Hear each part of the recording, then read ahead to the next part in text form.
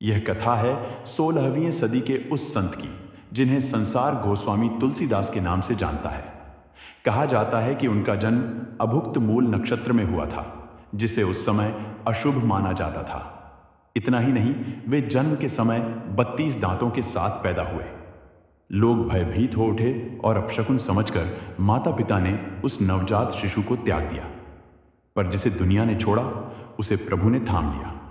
संत नरहरिदास ने उन्हें अपनाया, पालन पोषण किया और राम नाम की दीक्षा दी।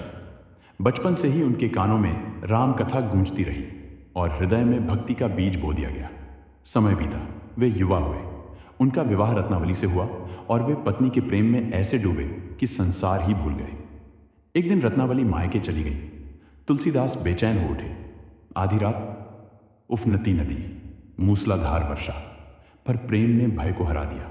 वे नदी तैरकर पार कर गए, रस्सी समझकर सांप पकड़ लिया। प्रेम इतना अंधा था कि उन्हें कुछ दिखाई ही नहीं दिया। जब रत्नावली ने दरवाजा खोला तो आश्चर्य से बोली, तुम आधी रात को यहां कैसे? और फिर क्रोध में वह अमर वाक्य कह दिया, जितना प्रेम तुम इस नश्वर शरीर से करते हो, उसका आधा भी यदि श्री राम से किया होता तो तुम्हारा उद्धार हो जाता। यह वाक्य वज्र बनकर उनके हृदय पर गिरा। उसी रात उन्होंने घर त्याग दिया और निकल पड़े श्री राम की खोज में।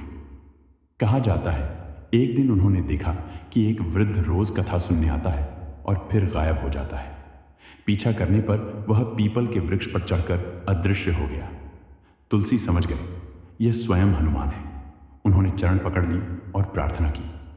हनुमान जी बोले, चित्रकूट जाओ, वहीं मिलेंगे प्रभु। वे पहुंचे चित्रकूट।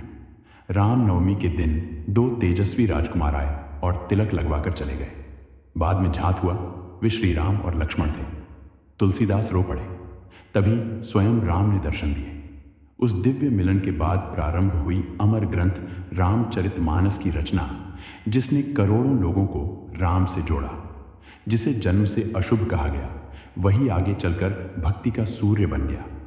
अगर यह कथा आपको प्रेरित करे तो अवश्य लिखें। जय सिया राम।